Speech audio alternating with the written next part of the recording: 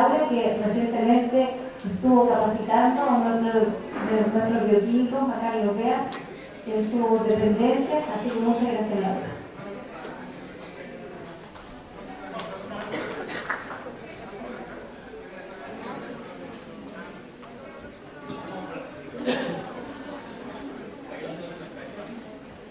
Hola, buenos días a todos.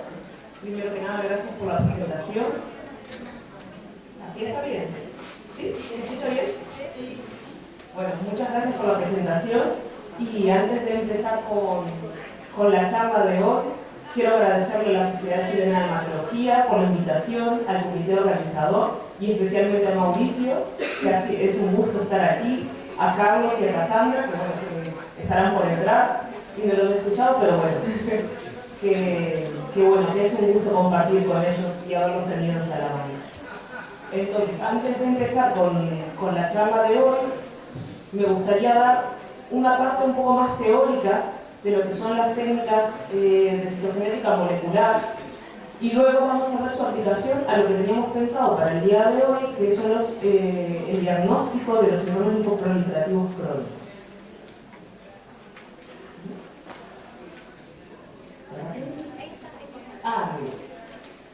Desde la identificación de la primera alteración citogenética que tuvo valor diagnóstico en las neoplasias hematológicas, la caracterización citogenética de prácticamente todos los tumores ha sido extensa.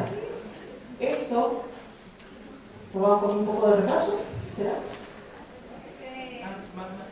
¿Hacia allí? Ahora. Esto es gracias a que disponemos hoy en día de un montón de técnicas que nos permiten este tipo de análisis, desde las técnicas clásicas de citogenética con bandeos cromosómicos hasta las técnicas de secuenciación masiva de última generación que nos da una resolución de alteraciones de una única base. Dentro de este abanico de técnicas, la hibridación in situ fluorescente, que conocemos con sus siglas como FISH, nos permite la identificación y en algunos casos la localización de secuencias muy específicas en el genoma de las muestras que estamos analizando. Esto es gracias... Ahora sí, hay que dominarlo. Parece que es muy sensible. Sí, está claro. Tan sensible como la ficha. Entonces les decía que es posible esta aplicación gracias a las bases de la técnica, que está basado en el emparejamiento específico del ADN de la muestra, que aquí lo representamos, con el ADN de una sonda que puede ser comercial y que está marcada con fluorocromos.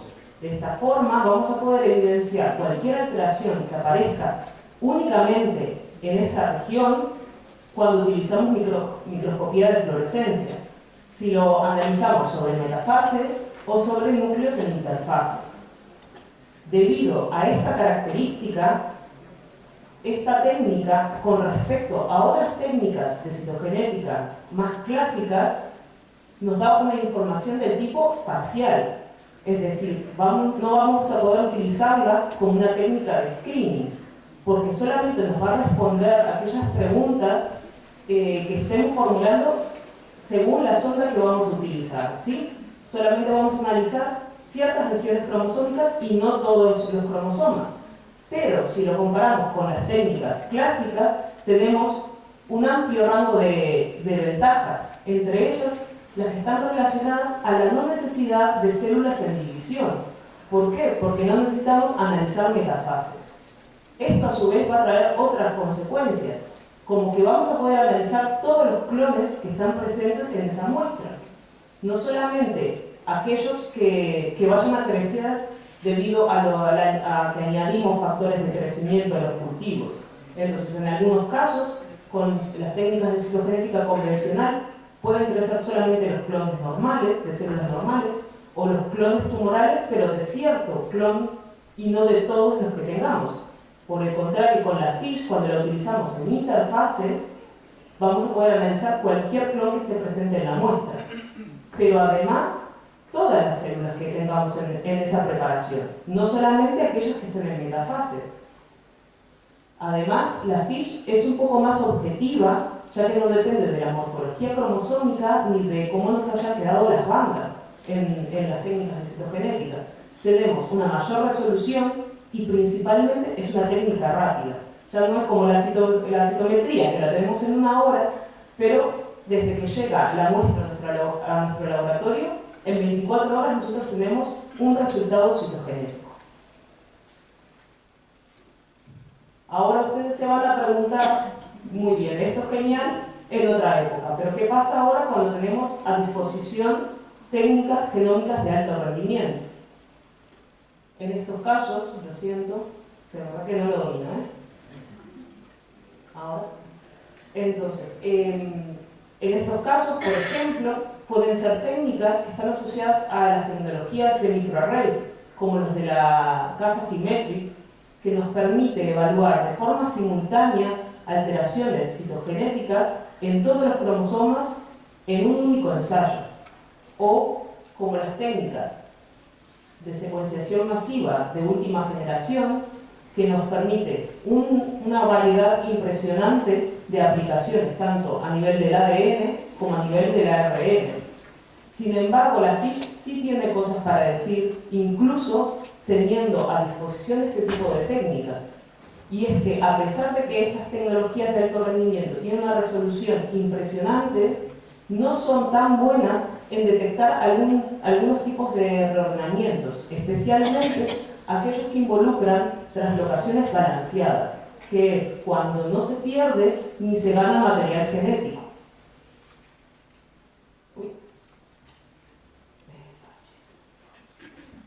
Bien. Bueno, van a tener que tener un poco de paciencia conmigo. Entonces, en este sentido, también hay que decir que no todo es ni blanco ni negro, ¿verdad? Existen algunas aproximaciones relacionadas con la secuenciación masiva de última generación, en donde sí se pueden detectar este tipo de reordenamientos. Un ejemplo de ellos es un trabajo del Hospital de Salamanca, en colaboración con nuestro grupo, donde se aplicó la técnica que se denomina como Targeted Sequencing a el estudio de cualquier reordenamiento, mutaciones y translocaciones que aparezcan en el gen de las inmunoglobulinas en pacientes con mieloma múltiple. Este tipo de alteraciones tiene cierta importancia porque tiene un valor pronóstico y diagnóstico en estos pacientes.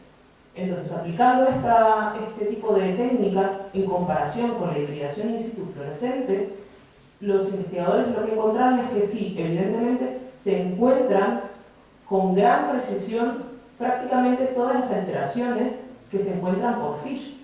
Bien, hasta aquí. Incluso se encuentran algunas translocaciones que no se encuentran cuando se estudian estos pacientes mediante hibridación in situ. Y principalmente esto está dado porque las sondas comerciales no cubren esas regiones donde están alterados en estos casos. Pero, y aquí es donde está la relevancia de la FISH, es que hay un porcentaje de casos, y no despreciable, que sí dan positivos mediante hibridación in situ y no con técnicas tan sensibles y específicas como la secuenciación masiva. Entonces, ¿qué quiere decir esto? No se puede reemplazar una técnica con otra, por lo menos hasta el día de hoy. O sea, siempre se va a tener que analizar mediante FISH, que para la citogenética es una gold standard, con otras técnicas más modernas que nos puedan permitir un análisis global. Entonces, si comparamos la FISH, cuando hablamos en interfase, con las otras técnicas, tanto las de citogenética clásica como las técnicas genómicas de alto rendimiento, vamos a encontrar que a pesar de esta desventaja que tiene la hibridación in situ, que es que nos da información parcial, la FISH es una técnica que es sumamente fácil y que es de fácil implementación en cualquier laboratorio de diagnóstico, tanto a nivel de infraestructuras, porque no tenemos que comprar un secuenciador ni un robot que haga microarrays, pero también a nivel metodológico. Carlos, que no sé dónde está, aquí, nos puede decir perfectamente que lo aprendió en una semana. Entonces, él hace perfectamente la FISH hoy en día, habiendo estado en Salamanca, 3 meses, pero en una semana te podrías haber ido. Entonces, No, eso no era que yo quisiera que fuera. Y además, analíticamente, es fácil. Nosotros estamos viendo con un microscopio señales de colores. Y podemos, por supuesto, es más difícil que decir solamente señales de colores, pero es muy fácil. No tenemos que usar algoritmos matemáticos difíciles, ni tenemos que usar computadoras con una resolución muy grande para poder procesar datos que son infinitos. Además, la FISH, le seguimos sumando ventajas, es una técnica súper flexible. Podemos analizar cualquier tipo de muestra en donde las células conserven la integridad. O sea, no es como las técnicas moleculares donde extraemos el DNA y hacemos un clic, sino que vemos células íntegras. Y bueno, y por supuesto que detectar las translocaciones, que era lo que habíamos comentado. Entonces, además, le tenemos que sumar una característica que no la tiene ninguna otra técnica de análisis citogenético ni molecular, y es que analiza a nivel de célula individual. Esto nos va a dar una sensibilidad que no tiene otra técnica molecular. Nosotros podemos detectar clones que aparezcan en un 5%, en un 1%, por supuesto, ahora vamos a ver, acoplado al uso de otras metodologías. ¿De qué depende esta sensibilidad? Depende principalmente de dos cosas: de la muestra que vamos a analizar y de la sonda que vamos a utilizar. Y vamos a profundizar un poco en esto porque creo que a la gente que no conoce la técnica le va a venir muy bien para entenderla, y a los que quieren ponerla en práctica les va a dar claves para ver día a día, caso a caso, cómo se tiene que enfrentar a los estudios. Esta sensibilidad nos permite algún tipo de aproximaciones, como la detección de alteraciones crípticas, que son para la citogenética clásica, otras como la evaluación del quimerismo post-trasplante, cuando donador y receptor son de diferentes sexos, y la identificación de clones tumorales después del tratamiento, siempre y cuando sepamos los marcadores citogenéticos a la hora del diagnóstico. Entonces, retomando lo que les comentaba, la sensibilidad de la FISH depende de la muestra, del tipo de muestra, que más allá de que sea una muestra de calidad o no, de que haya pasado una semana dando vueltas por ahí hasta que llegara al laboratorio, de la celularidad, es decir, de cuántas células me van a pasar a mí para poder analizarlo, el porcentaje de células tumorales dentro de esta celularidad y del número de células que yo tenga en mi preparación. De esta forma, las suspensiones celulares son muy fáciles de analizar, porque vamos a tener en nuestra preparación todas las células representantes de cualquier clon que esté en la muestra. Sin embargo, en los tejidos sólidos no va a ser así. Nosotros vamos a tener que saber con exactitud cuál es el compartimento celular del tejido que queremos analizar. En este caso, en esta imagen que les dejo aquí, es una adenocarcinoma ductal de páncreas.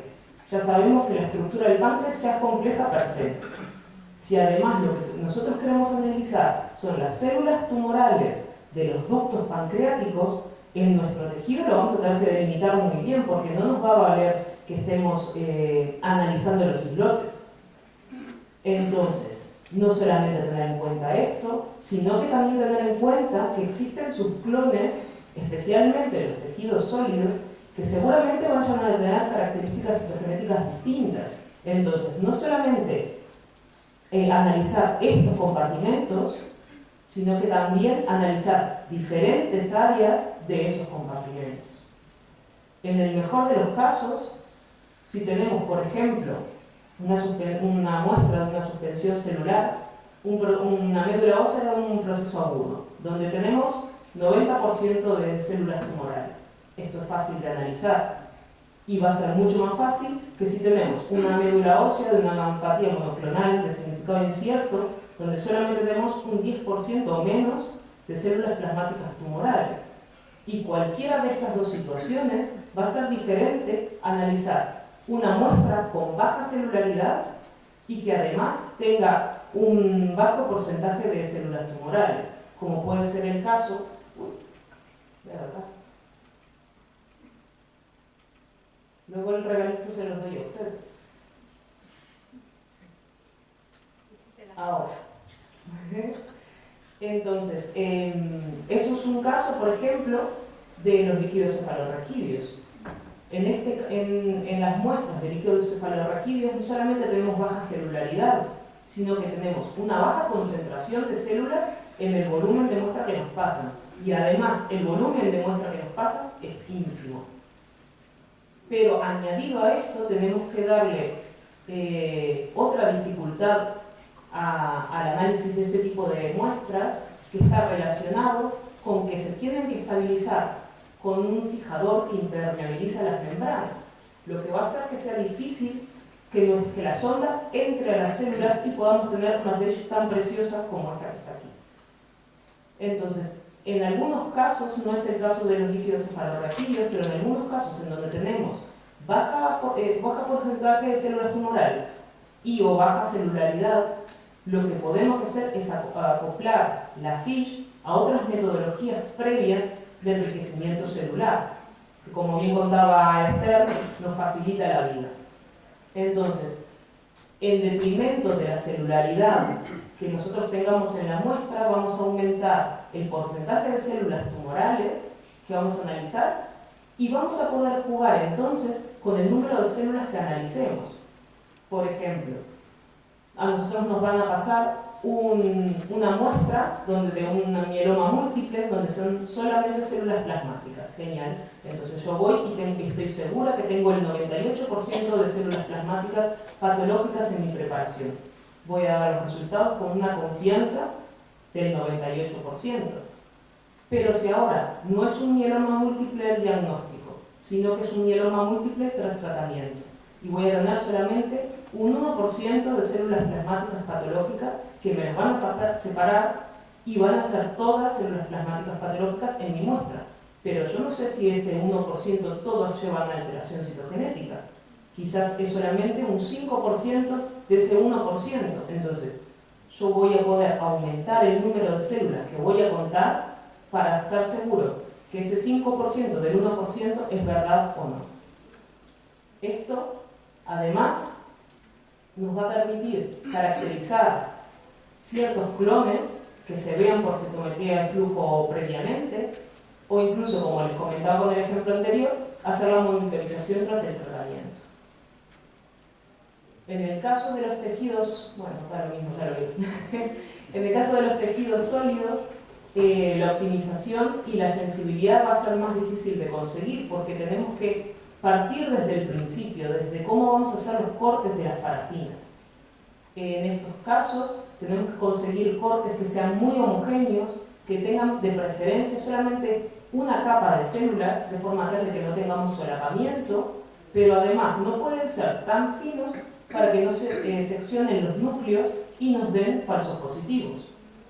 Además le tenemos que añadir la optimización técnica a la hora de la digestión y el pretratamiento, consiguiendo desparafinar de forma completa las muestras, los tejidos. Y posteriormente tenemos que hacer una optimización analítica.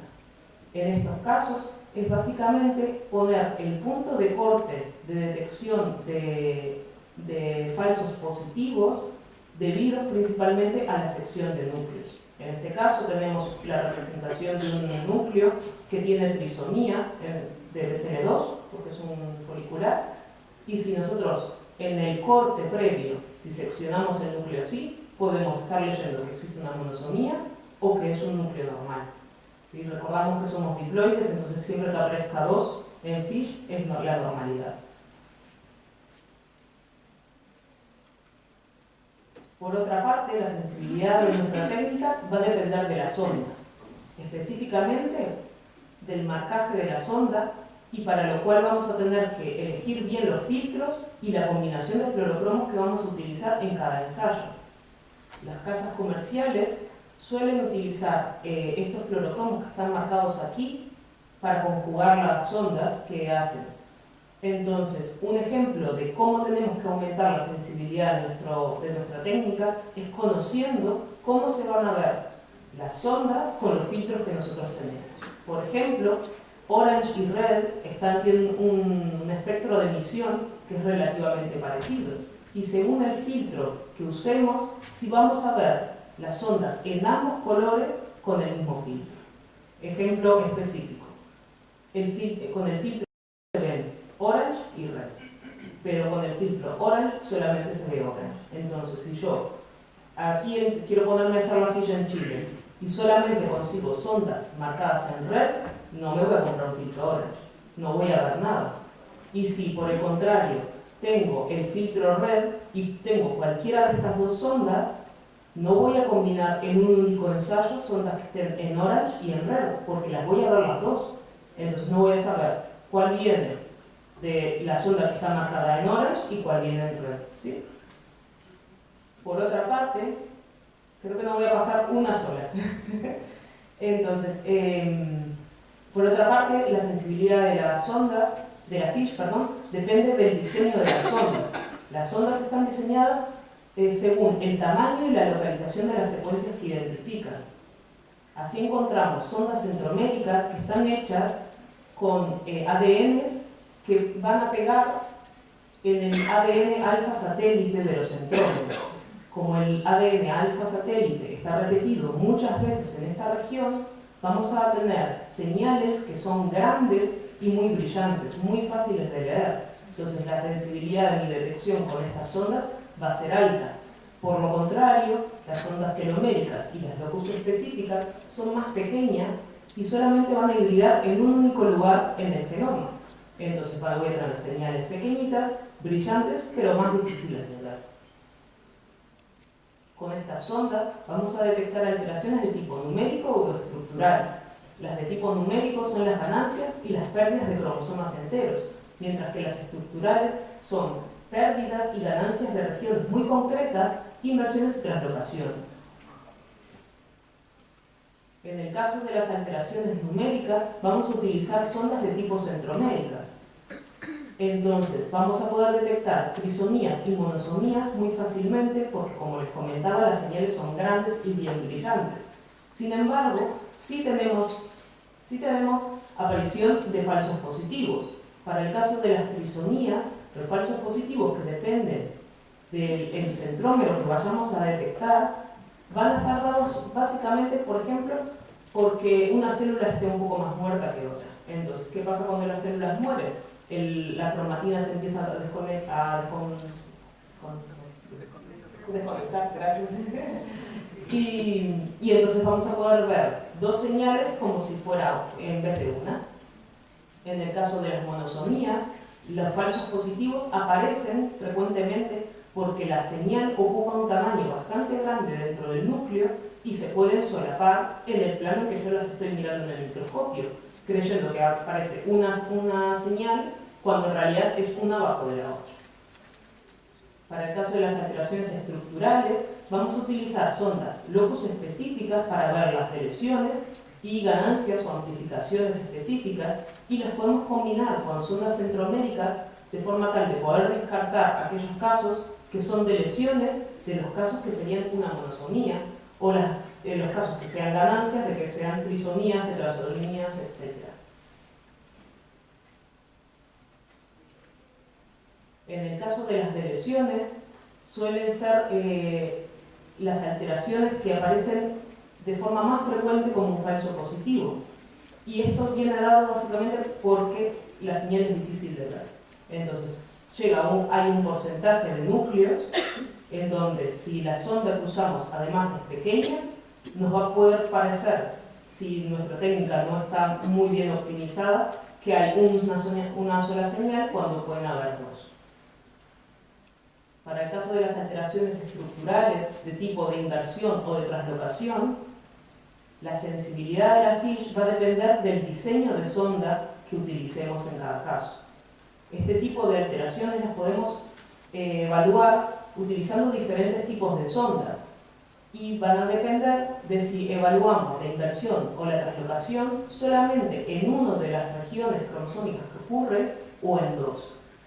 En el caso de estas sondas que están descritas aquí, que son las sondas que se conocen como split o break apart, detectan las inversiones, que es cuando un segmento cromosómico gira 180 grados sobre el mismo cromosoma, o las translocaciones, que es el intercambio de material entre dos cromosomas, dos pares distintos, solamente a nivel de un punto de ruptura, no de los dos. ¿Y cómo se diseñan estas sondas? Haciendo que peguen las sondas marcadas con dos colores distintos a ambos lados del punto de ruptura. Entonces, ¿cómo lo interpretamos? Cuando tenemos un cromosoma o esa región cromosómica intacta, vamos a ver una señal de fusión, porque esta sonda y esta están tan pegadas que nuestro ojo no ve el gap que hay entre ellos. En cambio, si hay un reordenamiento, la inversión, o sea que queda así como se muestra aquí, o la translocación, que es que este se va para el otro cromosoma, lo que vemos es una señal split, es decir, un rojo y un verde separados. Este tipo de sondas son las que se suelen utilizar, por ejemplo, cuando un gen trasloca con un amplio número de partners. Por ejemplo, en este caso, que es MLL, que ya lo vamos a ver mañana. Entonces, en solamente un estudio detectamos cualquiera de ellas, pero no sabemos con cuál. Entonces, cuando sí queremos saber con quién trasloca, lo que vamos a utilizar son sondas de diseño de translocación, pero específico. En estos casos, los diseños además pueden variar según dual o single fusion, que ¿qué es lo que nos dice? Si el positivo lo da la aparición de dos señales de fusión, como está representado aquí en el esquema, o una única señal de fusión. Este tipo de sondas se diseñan para que el punto de ruptura esté flanqueado en ambos cromosomas por sonda de ADN. Entonces, cuando hay el intercambio de material entre ambos cromosomas, se generan dos señales de fusión. En el caso de las sondas de tipo single fusion, lo que ocurre es que solamente se hace que pegue el ADN a un lado. Entonces, solamente se va a ver una señal de fusión y no la del otro derivativo. Entonces, ¿por qué explico esto? Porque cuando nosotros vamos a analizar la FISH, tenemos que saber exactamente qué sonda estamos utilizando, porque la aparición de falsos positivos va a depender exactamente de esto. En el caso de las sondas break-apart, que aquí tenemos dos núcleos que son positivos, vemos una fusión, un rojo y un verde. Este positivo podría estar dado, por ejemplo, otra vez porque la célula esté muerta. Entonces, la distancia que hay en un cromosoma normal entre esta señal roja y esta verde puede ser más laxa y mi ojo la puede percibir. Pero también puede ocurrir, como ocurre en el gen IGH, que el propio gen de forma natural es variable. Entonces, esa distancia entre el rojo y el verde es mayor en algunos individuos y se observa. Entonces, el porcentaje de falsos positivos es alto. En el caso de las ondas de translocación, aquí está equivocado, es single fusion, la aparición de falsos positivos ocurre simplemente por superposición. Al azar va a haber entre un 10 o hasta un 15% de células donde una señal roja y una verde se superpongan. Entonces, por supuesto que un 15% en una leucemia aguda no nos va a hacer mella, pero ¿qué pasaría si estuviéramos evaluando un caso de post-tratamiento? Pues no voy a utilizar esta sonda. Lo que voy a utilizar es una sonda de tipo dual fusion, en donde tengo un 1% únicamente de falsos positivos. ¿Por qué? Porque por azar es difícil que aparezcan dos señales de fusión en un núcleo en más de dos células. Entonces, ahora que sí que vimos el cómo vamos a hacerlo, vamos a ver el para qué en los síndromes linfoproliferativos crónicos. Como ya sabrá la mayoría, este tipo de enfermedades aparecen por la expansión clonal de células que tienen un fenotipo de linfocito maduro, que puede ser de linaje B, T o NK. Hoy vamos a centrarnos en los de tipo B porque en las T y en las NK lamentablemente se conocen pocas alteraciones citogenéticas que tengan valor en el manejo clínico de los pacientes en el día a día. Entonces, bueno, hoy nos centramos en estas. Y vamos a empezar por los de mi querida amiga Wendy, que son las LLCs. ¿Por qué? Porque es un buen ejemplo de cómo la FISH ha incrementado la sensibilidad de la detección de alteraciones en estos, y está básicamente relacionado a que el cultivo in vitro de linfocitos B es difícil. Esto se ve simplemente en esta tabla, en donde vemos cómo varía el porcentaje de detección de alteraciones citogenéticas, que son las más frecuentes entre las técnicas de citogenética convencional y las técnicas de hibridación in situ cuando las aplicamos en núcleos en interfase. De ahora en más, es importante que lo tengan en cuenta, que nosotros en el laboratorio solamente hacemos FISH en interfase. Nos evitamos todos los problemas relacionados con la obtención de metafases. Entonces, esto además se hace especial cuando, vamos para atrás, cuando tomamos en cuenta algunas alteraciones que incluso son críticas para la citogenética convencional, como son las deleciones en el brazo largo del cromosoma 11, donde está el gen ATM, o las del 17P, donde está P53. Así vamos a dirigir nuestro panel de sondas. Ahora, cuando tiene que aparecer. Uy, ¿y esto?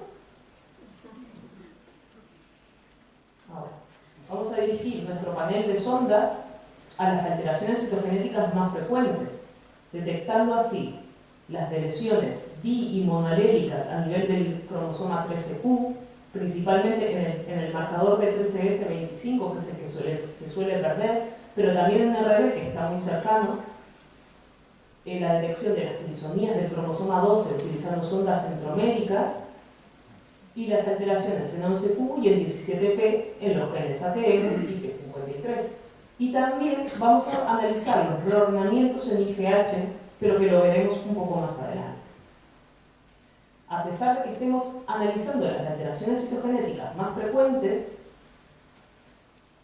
la mayoría de ellas no son específicas para el LLC, están compartidas con otros síndromes linfoproliferativos crónicos, y más del 50% o cerca del 50% de los casos con LLC no tienen ninguna de estas alteraciones citogenéticas. Entonces, ¿para qué nos va a valer hacerlo aquí? Ahora, el tema es que sí tiene valor pronóstico en los pacientes. Entonces, en estos casos, con la utilización de nuestro panel de FISH, vamos a poder detectar un grupo de pacientes que están caracterizados por las pérdidas en 11Q y en 17P y que tienen una supervivencia global mucho menor. Y en el caso de aquellos que presentan de lesiones 17P, además no responden al tratamiento convencional. Por otra parte, la utilización de la FISH, como bien habían comentado anteriormente, nos permite, cuando las acoplamos a técnicas de separación celular, analizar la existencia de clones simultáneos con o sin alteraciones citogenéticas compartidas, o incluso cuando aparecen dos enfermedades a la vez, o la aparición de subclones tumorales que en los casos que son genéticamente más agresivos o resistentes a la terapia son muy importantes de identificar. Según algunos autores, la existencia de estos subclones al momento del diagnóstico no le dan una desventaja al paciente. ¿Por qué? Porque están en equilibrio con la existencia de clones menos agresivos, como estos que están representados en amarillo y en azul aquí, pero que si se le da tratamiento convencional al paciente, por ejemplo, si el clon rojo tuviera pérdida de P53, ese clon más agresivo va a ocupar el nicho que dejaron los clones amarillos y azules y le va a dar un peor pronóstico a los pacientes. Entonces, de ahí radica la importancia de detectar este pequeño clon al momento del diagnóstico. Además, vamos a poder utilizar algunas sondas, como en el caso de IGH, que nos va a permitir hacer un diagnóstico diferencial entre los casos de LLC y algunos casos que se presentan como linfomas leucemizados, especialmente linfomas de manto que presentan la translocación 11-14 o linfomas foliculares que presentan la translocación 14-18. En estos casos, que suelen dar o que deberían dar positivos con la sonda IGH, vamos a buscar identificarlos con sondas específicas para esas translocaciones. Esta misma estrategia es la que vamos a utilizar para el diagnóstico diferencial de los linfomas. En gran parte de los linfomas existen reordenamientos en la cadena pesada de las inmunoglobulinas. Esto da como producto que se reordene la zona enhancer, que es constitutivamente expresada en los linfomas, con otros genes que pueden ser antiapoptóticos o pueden tener roles en el ciclo celular. Entonces, con las sondas específicas vamos a buscar ver si son un tipo de linfoma u otro. ¿Y cómo lo vamos a hacer? Conociendo cómo aparecen este tipo de translocaciones en cada una de las entidades. Por ejemplo, las translocaciones 14 y 18 que involucran a BCL2 se dan con una alta frecuencia en los linfomas foliculares, existiendo algunos casos de linfomas foliculares que no la presentan, pero que con el uso de sondas BCL2 de tipo break-apart vamos a poder identificar cualquiera de ellas. Una translocación que es citogenéticamente idéntica, pero que involucra otro gen en 18Q, es la que aparece en los linfomas de Malt. Y vamos a poder diferenciarla únicamente mediante FISH utilizando la sonda break-apart para este gen.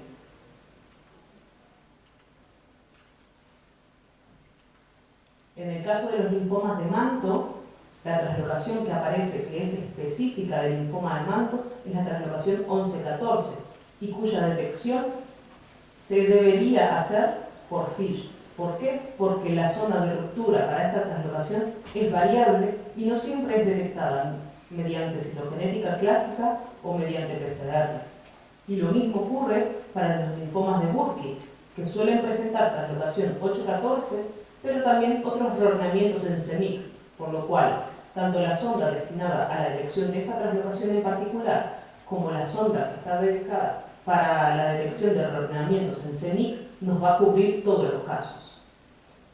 Y menos específica de un linfoma en particular son los reordenamientos en BCL6, pero que pueden ocurrir con un número variable de partes. Esta problemática lo vamos a cubrir también utilizando sondas de tipo break-apart para esta alteración.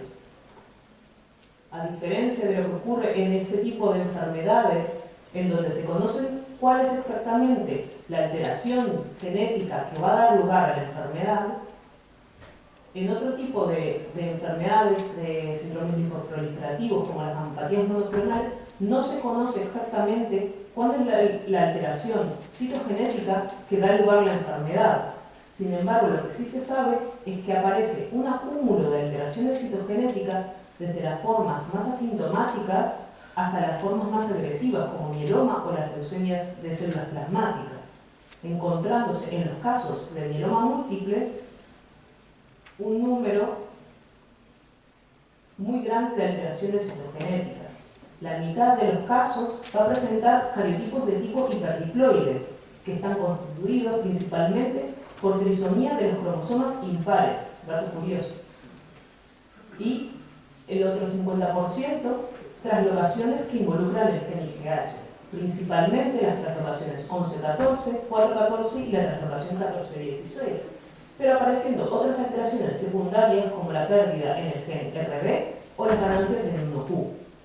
De todas estas alteraciones, 4, se va toda la sorpresa con esto,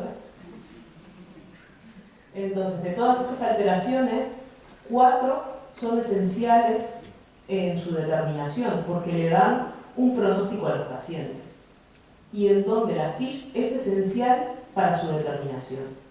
¿Por qué? No solo porque algunas translocaciones que tienen peor pronóstico, como la translocación 4-14 o alteraciones como las pérdidas en P53, son crípticas para la citogenética clásica, sino que además solo se debería hacer diagnóstico citogenético de este tipo de enfermedades en compartimentos de células plasmáticas separados. No es válido un resultado sin separación previa. Y esto es muy importante porque tengo experiencia propia en hacer la evaluación comparativa de métodos por citogenética clásico y FISH, y prácticamente todos los casos tenían alteraciones citogenéticas y no se veían mediante citogenética clásica. En alguno de estos casos, estas alteraciones citogenéticas que tienen peor pronóstico para los pacientes, además dictan tratamientos, como en el caso de la translocación de los pacientes que tienen translocación 414, o dirigen el manejo clínico del paciente. Así, el panel de sonda para gampatías monoclonales de screening va a estar dirigido a la detección de alteraciones de las deleciones, principalmente en P53 y DRB. Como ven, las pongo combinadas, que es la estrategia que nosotros utilizamos en nuestro laboratorio. ¿Por qué? Porque no solamente nos va a permitir detectar las alteraciones particulares en P53 y en RB, sino que nos va a dar datos a nivel de célula individual de evolución clonal, es decir, qué se perdió primero, P53 o RB, y eso lo vamos a poder ver célula a célula. También las alteraciones en el cromosoma 1, tanto en el brazo largo como en el brazo corto, y el panel de screening incluye la sonda Brecapart para IGH. Entonces, ¿qué es lo que hacemos? Ahorrarnos hacer todo esto en una primera instancia.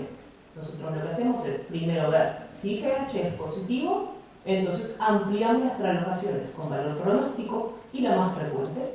Si es negativo, paramos ahí, porque no la va a tener. La translocación, la detección de la translocación 11-14, no solamente para poder identificarla y clasificar bien al paciente, además tiene valor diagnóstico dentro de las gampatías monoclonales, porque los mielomas múltiples que presentan IgM, la mayoría suele presentar esta translocación y nos va a permitir hacer el diagnóstico diferencial con macroglobulinemia. Y bueno, y por ahora esta es la clase que viene.